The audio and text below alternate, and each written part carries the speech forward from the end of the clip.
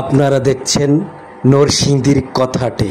পলাশের সকল বিএনপির অঙ্গ সংগঠনের নেতৃবৃন্দদেরকে নিয়ে নির্বাচনী কার্যক্রম ও লিফলেট তুলে দেন পলাশ থানা সকল ইউনিয়ন ও ঘোড়াশাল পৌরসভার সকল নেতৃবৃন্দদের হাতে।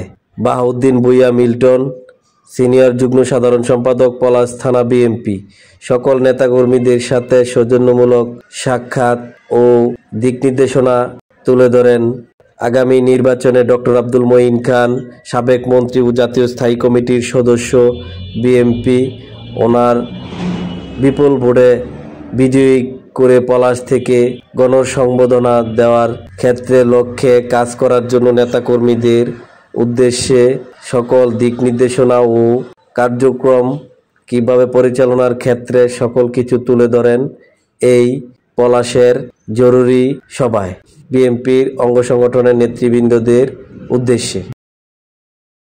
পৌরসভার জন্য 15,000 আর ছাত্র দলের হাতে 5,000, এ হলো 50,000।